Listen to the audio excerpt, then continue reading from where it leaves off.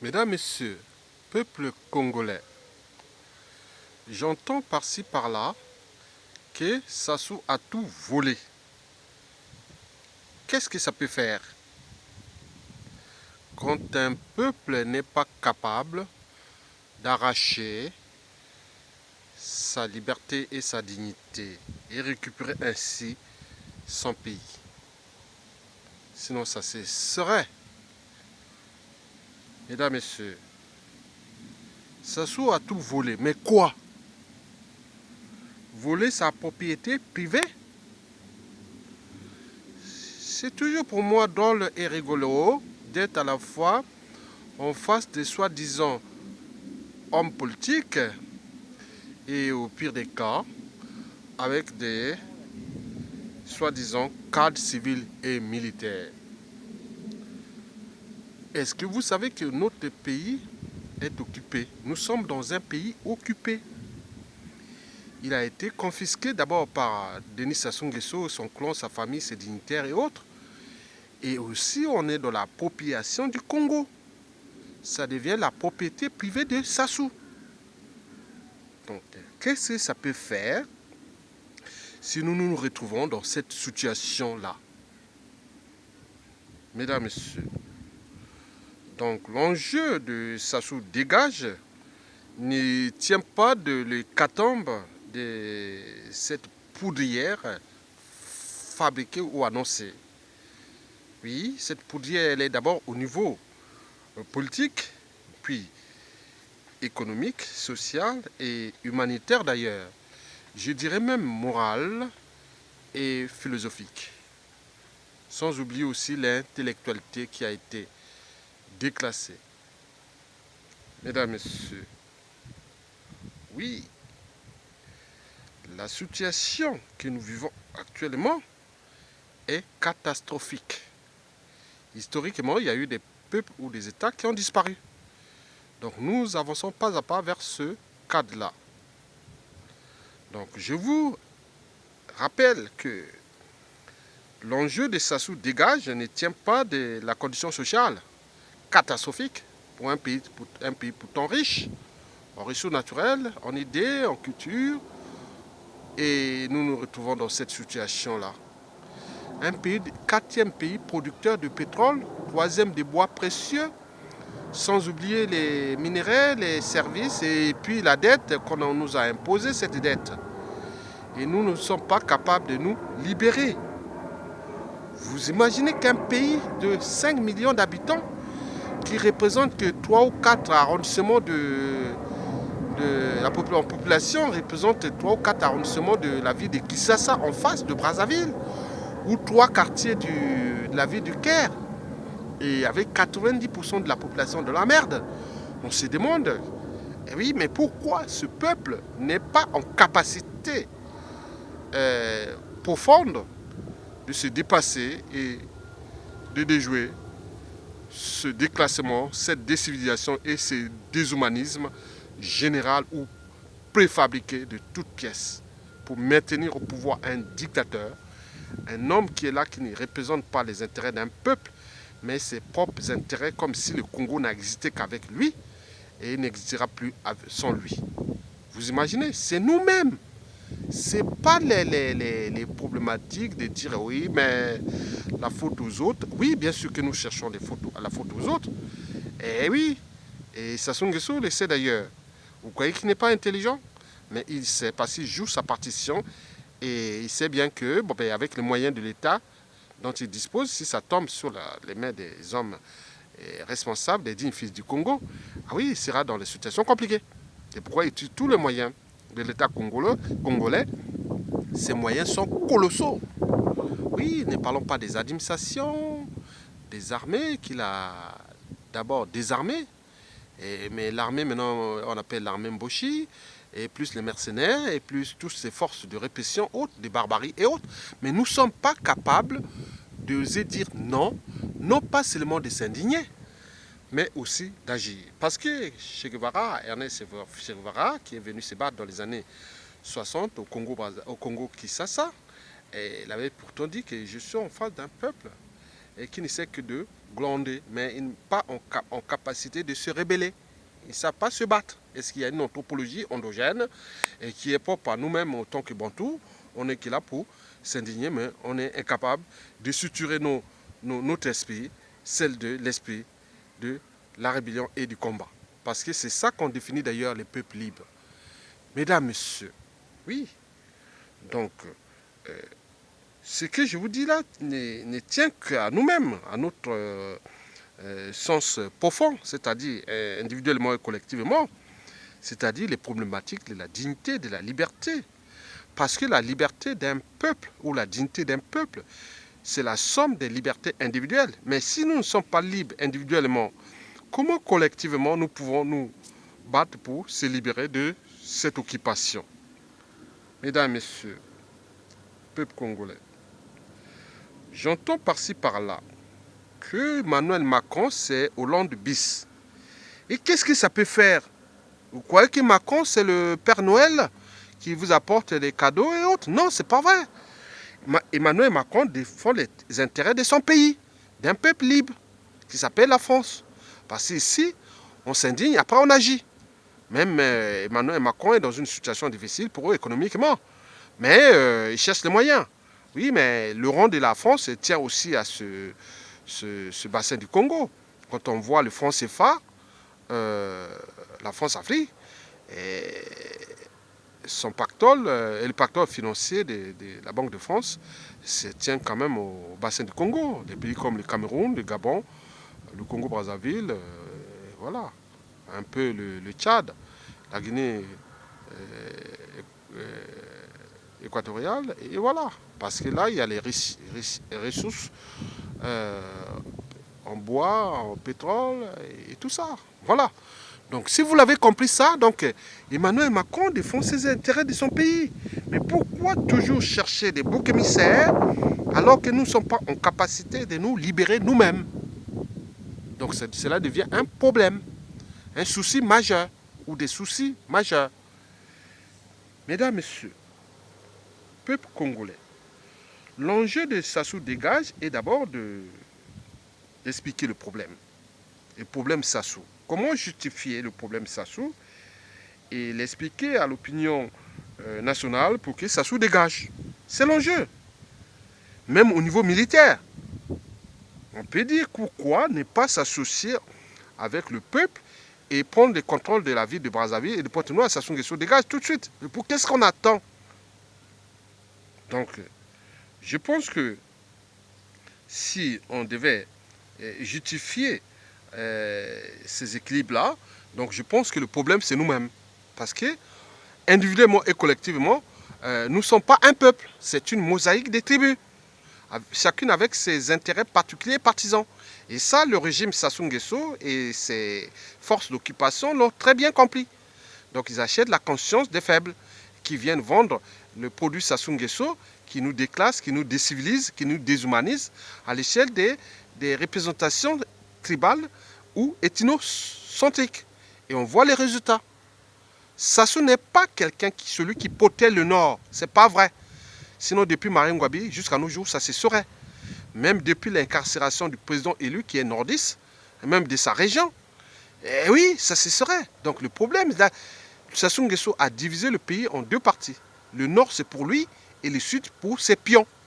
Et qu'il utilise à merveille. Vous avez les derniers et qui sont là. Ils sont du bloc Larry Congo, dans le pool, et l'autre dans le niveau lec. Donc ils jouent avec ce jeu-là. Et tant que vous êtes divisé, plus il est là. Donc arrêtez de glander et de s'indigner alors que vous n'êtes pas en capacité de se rebeller, comme l'avait dit déjà Ernest Che Guevara. Donc, je pense que la situation du Congo est catastrophique. Le pays tout entier pourra devenir ingouvernable. Déjà, il est en mort clinique, en faillite, avec des conséquences au niveau social. Parce qu'il y a des problèmes de vie et de mort. Les gens meurent en masse pour les problèmes de santé. Vous avez pu voir l'histoire de CHU où la bonne femme, là, Ambiro, là, qui a voulu mettre, étayer, éveiller la conscience politique du régime, mais là, que dalle. Et elle a été souillée devant tous ses employés qui criaient « Oui, voleuse, autre !» Mais on se retrouve dans un... C'est encore pire ce qu'elle avait dit. Donc les lanceurs d'alerte ou même des veilleurs de conscience sont là. Ce n'est pas parce que quelqu'un qui a travaillé avec Sassou Nguesso qu'il est mauvais. Il a été au bon moment, mais au mauvais endroit. Parce que le régime là n'est pas aménageable. Donc il ne roule que pour le déclassement et le déshumanisme de ce pays. Mesdames, Messieurs, peuple congolais, je voulais lancer un message aussi à la France. Je pense que le monde de la culture globale nous a apporté beaucoup de choses pour penser la réforme de cette France-Afrique. Il me semble que nous sommes en fin de cycle d'une France-Afrique des dictateurs et des dictateurs anti-liberticides, anti-sociaux et surtout criminogènes. Est-ce que la France va-t-elle continuer à maintenir son rang mondial, et surtout à l'échelle de la France-Afrique, tout en tirant vers le bas ce soi-disant partenaire économique? Donc, je pense que ce sont les idées qui mènent le monde. Ce sont les idées qui mènent le monde. Donc, par conséquent, pour construire un monde meilleur ou réformer cette France-Afrique, il faut tout justement repenser nos modes de pensée, c'est-à-dire les modes de pensée politiques, économiques, géostratégiques entre la France et son précaré, d'où l'enjeu de passer à un nouveau cycle. L'Allemagne, par exemple, en 1920, quand la conférence comment on appelait ça, la conférence, le truc de Versailles, là, hein, voilà. Donc de Versailles en 1920-22, voilà, juste comme ça, bon ben, pour créer la Société des Nations, l'Allemagne avait perdu ses colonies. Et après, bon ben, à ce moment-là, l'esprit allemand avait compris que bon ben, donc, nous pouvons nous concentrer sur nous-mêmes, sur la créativité, l'innovation et autres, pour trouver les stratégies, parce que demain, il y aura toujours un marché. Donc aujourd'hui, et depuis toujours, l'Allemagne est toujours restée la première puissance économique d'Europe et la 4e mondiale. Nous ne parlons pas de l'Angleterre qui a décolonisé ses colonies. Et après, s'est affranchi de ces colonies. Mais l'Angleterre est toujours là, présente en Afrique, sur le plan de vue économique. Que ce soit de manière agressive ou pas, mais elle est toujours là en Afrique. Mais au niveau politique, des libertés fondamentales, de la volonté des peuples à élire leurs dirigeants, mais ne s'est jamais ingéré dans cet esprit-là. Même si aujourd'hui, par exemple, en Afrique anglophone, la plupart des dictateurs qui sont au pouvoir sont maintenus par... C'est des anthropologies endogènes. Mais quand on voit au Ouganda ou au Zimbabwe, et tout connaissez, c'est pas l'Angleterre qui dit à Mugabe de rester au pouvoir, ni à Museveni de rester au pouvoir en Ouganda. Non, c'est pas possible. Donc, ils sont là en Afrique. Donc, c'est tous ces enjeux, de cette manière de s'affranchir de cette France-Afrique du point de vue politique, mais en restant toujours un œil pour qu'il y ait des libertés, pour que ces nouvelles générations France-Afrique puissent construire des valeurs ajoutées, non seulement tenant compte du but de la condition humaine, mais aussi géostratégique sur le bloc francophone. Les valeurs ajoutées sont là. Mais comment laisser un monsieur qui est toujours là en train de déclasser tout un peuple et vous êtes là toujours en train de le maintenir au pouvoir? Donc comment maintenir et avoir confiance à un criminel? Donc ça devient un problème. Et tous les dignes fils du Congo, dont le président Mokoko qui a été élu, devient la France de Macron, comme depuis Hollande, elle est dans la méfiance et dans la défiance. Qu'est-ce qui se passe? En fait, quel est le deal entre la France et ce monstre-là? Est-ce qu'il s'agit de le tirer vers le bas et déclasser tout? Mais combien de temps encore? D'où l'enjeu de repenser ces équilibres. J'aurais pu penser, par exemple, le président Macron aurait pu voir les réseaux de Mokoko, le président élu, qui est légitimement, qui a une crédibilité historique et aujourd'hui réelle, de penser que bon, ben, la vie, c'est des étapes. On passe par des étapes, des cycles, mais vous avez des intérêts qui vous avez dans cet écosystème France-Afrique pour maintenir votre rang mondial, mais les petits poissons mangent tous les gros poissons. Ah non, les gros poissons mangent tous les petits poissons. Oui, les gros poissons mangent tous les petits poissons. Donc nous avons compris ça. Il y a des intelligences au sein des officines de Mokoko qui disent mais on aurait pu rentrer dans un processus pour que nous adaptons nos stratégies géopolitiques en fonction de ce qui s'est déjà passé. Par exemple, l'Allemagne ou l'Angleterre. Vous savez que le bloc anglophone, c'est le bloc qui regroupe le moins d'éducateurs du continent africain. Mais par contre, le bloc francophone, c'est le bloc qui regroupe le plus de dictateurs. Déjà, dans le bassin du Congo, le bassin le plus riche, nous avons 100% des régimes dictatoriaux. Mais ne parlons pas de la Centrafrique. C'est une poudrière fabriquée par un pompier pyromane qui s'appelle M. Denis Sassou Nguesso. Si Sassou Nguesso part, il n'y aura plus de bazar en Centrafrique. Ça, c'est sûr et certain. Mais l'enjeu est de comprendre comment nous, avec la France, qui est notre soi-disant mère patrie, protecteur, parce que l'Angleterre a son bloc anglophone en Afrique, la France aussi a son bloc francophone. Donc nous devons rester dans cette dynamique dans l'espace et le temps. Mais pourquoi tirer toujours vers le bas? C'est que bon, les peuples ils sont déjà en méfiance, en défiance totale. La France, il me semble que la France a tout à perdre. Le peuple congolais a déjà perdu. Et donc il n'a plus rien à perdre. Donc c'est des cycles qui sont des cycles politiques, géostratégiques et autres. Comme on a pu voir les puissances depuis la nuit des temps. Je ne vais pas parler depuis l'Empire romain, en passant par l'Antiquité, le Moyen-Âge et la Renaissance, le siècle des Lumières, le 19e siècle, le 20e siècle et aujourd'hui le 21e siècle. Mais il y a eu tous ces bouleversements-là. Donc si la France n'anticipe pas ce rôle-là, qui lui a été attribué par rapport à son histoire, d'où l'enjeu de repenser ces équilibres-là en trouvant un socle économique, des stratégiques. Oui, nous avons des intérêts là-bas, qu'ils soient politiques ou militaires, et non, pas politiques, les intérêts économiques, géostratégiques et autres. Mais pourquoi pas mettre en place ce socle, voilà, organique, qui nous permet de s'entraider et avancer dans un monde qui devient de plus en plus entre blocs. Bloc anglophone contre bloc francophone, déclassé déjà. Le bloc anglophone dynamique, avec toutes les puissances économiques du monde. Il restera aussi, arrivera d'autres blocs, le bloc chinois, après le bloc indien et d'autres blocs.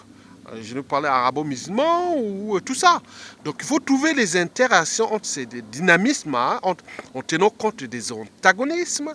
Et ne pensons pas aussi à repenser des choses, des arbitrages, des positionnements, des synergies et tout ce que nous pourrons faire, ce que nous définissons comme l'humanité, le progrès social, le progrès économique, en tenant compte des problématiques nouvelles qui sont celles de la pénurie des ressources naturelles.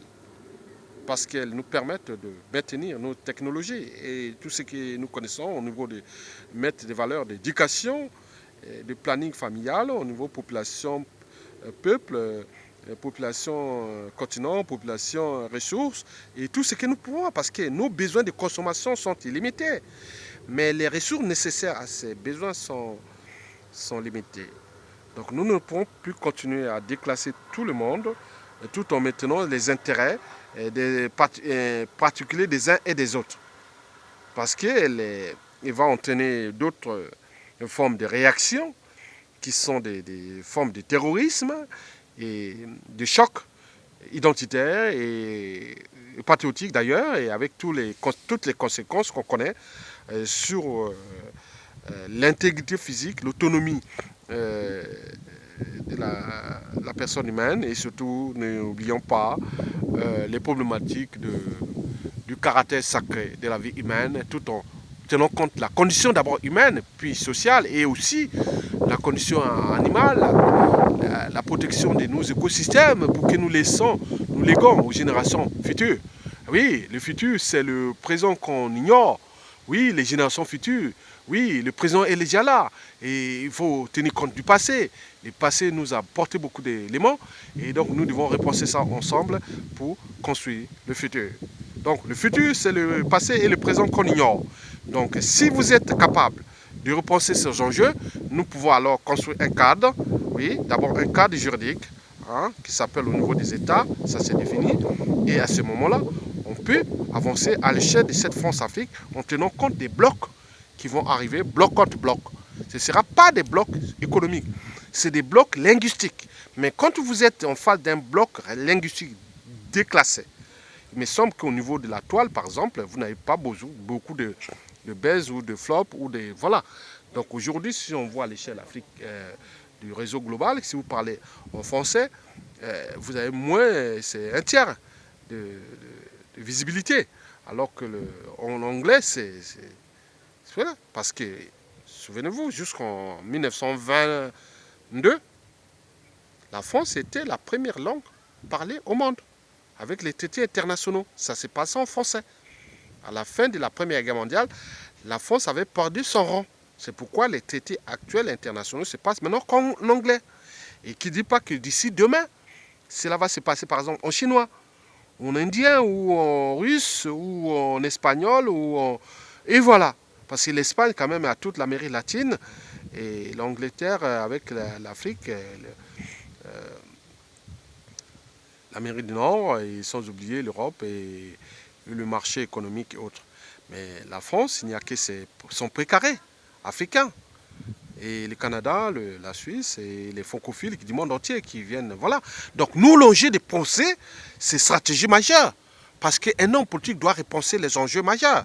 Donc nous, le problème n'est pas les intérêts des gens qui sont venus s'enrichir au Congo, qui ont construit des empires immobiliers, financiers, hein, des empires financiers, des patrimoines immobiliers, des valeurs mobilières, actions, obligations, fonds de placement, fonds communs de placement, compte bancaire bien garni. Mais bien sûr, vous êtes enrichis. Mais pourquoi ne pas laisser à l'échelle de la France-Afrique, par exemple au Congo, une autre génération aussi d'affairistes et autres, mais vous êtes là en périphérie et vous pouvez faire des affaires. Parce qu'il y a des gens qui ont soutenu quand même ici en France la résistance, sont des acteurs économiques ou des gens capables de repenser ces dynamiques économiques. Je ne vais pas citer les noms, qui sont là des Français, qui luttent contre les dictateurs Sassou Nguesso. Avec ça, ce n'est pas une guerre de positionnement entre ceux qui veulent aller aussi s'occuper de ce pays et ceux qui ont déjà occupé ce pays, qui veulent garder leurs privilèges et leurs investissements. Bien sûr que les investissements qu'ils ont fait là-bas, ils seront protégés que dans le sens d'un État qui respecte des règles. Hein? Oui, des règles établies qu'on peut repenser. Si vous ne respectez pas déjà le cadre commun, c'est-à-dire les institutions, la Constitution et autres, et comment vous allez protéger vos biens et services et autres, et en tenant compte de votre bien des personnes. Donc, Denis Sassou Nguesso doit dégager. Le but de cette vidéo est aussi d'expliquer individuellement et collectivement l'enjeu de la problématique. Sassou dégage, parce qu'elle commence par notre liberté, notre dignité. Parce qu'il ne tient pas compte de la condition sociale. Sinon, ça cesserait. Ici, Sassou Nguesso sera déjà parti, hein, ailleurs dans le monde. Parce qu'on est autour, on est dans le fond. Mais pourquoi nous sommes dans le fond, on n'est pas en capacité de mobiliser tout le monde. Donc on revient toujours, nous ne sommes pas un peuple, peut-être, hein, mosaïque des tribus, chacun avec l'art. Et combien de temps encore nous allons rentrer là. Donc le danger est proche parce qu'il y a des gens qui pensent déjà à d'autres solutions, que je ne peux pas vous dire. Mais nous pourrons nous retrouver dans une nouvelle dictature aussi brutale, avec ses conséquences. Parce que le jeu a assez duré. Donc on ne veut plus rester dans ce jeu-là. Donc vous l'aurez compris, et donc le monde que nous vivons est un processus de notre pensée. Il ne peut être modifié sans repenser nos modes de pensée. Et je tiens compte de la réforme mentale, oui, de l'individu, en tenant compte de ses habitudes, de ses comportements et autres, des valeurs morales, le sens du bien commun, de vivre ensemble, de repenser les enjeux. Ça, il faut rééduquer l'individu à l'échelle congolaise. Parce que les gens là-bas, par exemple, militairement, civilement, vous travaillez pour rien. Parce qu'au final, vous avez des salaires qui viennent 2, 3, 5, 6 mois après, mais ça va encore de plus en plus au fond. Et déjà, que vous soyez cadre, autre, si vous n'avez pas volé pour acheter vos biens, mais il me semble qu'à la retraite, vous n'aurez rien, que dalle, il n'y aura rien. Il faut aller au village, si vous allez là. Donc vous pouvez aller se battre pour Sassou Nguesso, mais il faut se battre jusqu'à mourir. Au moins, vous laisserez des orphelins dans la merde, et vous aurez dit, ah oui, je me suis battu pour un individu qui m'a fait. Mais pourquoi on attend encore ce monsieur qui continue à nous déclasser? D'où l'enjeu de repenser les enjeux du combat dans le sens de libérer le Congo. Et vite et maintenant. Sinon le pays sera plus que jamais perdu. Ne vous fiez pas des gens qui viennent créer des amalgames. Ça, c'est eux qui travaillent pour Sassou. Dans un combat, il faut toujours s'entourer des gens qui ont la même mission que vous. Il me semble qu'à notre échelle congolaise, politique et socio-économique, les gens n'ont que besoin du pouvoir. Donc le pouvoir pour le pouvoir. Mais il y a une minorité qui est là d'abord pour libérer le pays du joug des Sassou. Donc le pouvoir, on verra ça après. On pourra construire une période de transition. Mais eux, ils font le jeu du chat et de la souris. Mais peut-être demain viendra celui du gendarme et du voleur. Parce que le peuple a toujours le dernier mot et le dernier jugement. Parce que ceux qui ont fait ce jeu, à un moment donné, ça va dire non, la cour de récré, des traitises et d'amalgame et compagnie, c'est terminé. Donc on ne veut plus vous voir ici. Voilà. Vous allez soit vous retrouver en exil éternel ou en prison. Ça c'est sûr. Et vos biens confisqués. Mais on aurait pu faire les arbitrages. Parce que le régime Sassou Nguesso, depuis ses 33 ans et aussi depuis ces 20 dernières années, a utilisé des cadres civils et militaires du nord aussi des SOS. Mais il y a eu des dissidents, il y a des gens qui agissent en coulisses pour avancer. Donc demain, nous pourrons nous retrouver dans des situations d'arbitrage. Parce que dans le construire un monde meilleur, il faut tout simplement qu'on ait un but commun. Donc on peut vous dire que faire des arbitrages, monsieur Point, vous avez volé ça, bon ben, sur vos 10 biens, bon, vous laissez 7 au peuple. Mais votre compte, voilà, vous vous êtes déclassé. Si vous avez tué les gens, vous allez en prison. Si vous n'avez pas tué les gens, bon, pour économiquement autre, on peut trouver des arbitrages pour avancer. Donc tous les enjeux du nord, sud, est, ouest avec l'embauché et autres, ce n'est que des émotions. Parce qu'il y a une question de vie et de mort. Donc si vous ne pensez pas ça, et nous allons retrouver dans une situation incontrôlable parce que Sassou Nguesso est en train de fabriquer des Sassou Nguesso puissance 10. Parce que tout se passe dans le cerveau. Chacun avec son histoire. Parce que la construction mentale de l'individu se réalise lorsqu'il est enfant, au cœur de sa famille, à laquelle il fait confiance, et de son milieu socio-culturel. Bon, plus sa famille atypique ou milieu socio-culturel deviennent des perturbateurs de son comportement, de ses habitudes futures, le risque de devenir Sassou Nguesso puissance 10 est élevé. Donc nous avons au sein de la population congolaise un volume important de Sassou Nguesso puissance 10-20. Mais nous, le but est de ne pas que nous continuions à augmenter ce risque-là. Parce qu'il n'y aura pas d'impact au niveau de nos vies et autres, mais surtout au niveau du clan de Sassou, de sa tribu et autres. Parce que c'est qu'ils ont tué les gens, ils ont fait ça.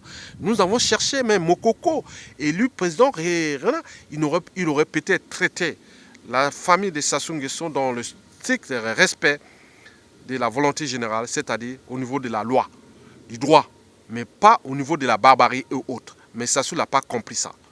Mais c'est donc la situation qui se retrouve dans les difficultés. Donc le pays tout entier peut se retrouver avec des extrémistes du nord ou du sud, de l'est à l'ouest. Ce n'est pas parce que Sassou est au nord, mais il peut y avoir un extrémiste aussi du nord, et qui peut être contre Sassou Nguesso hein, et sa famille et autres. Et donc Sassou Nguesso a arrêté Mokoko. Mokoko n'est pas du nord. Marien Ngouabi a été tué, n'est pas du nord.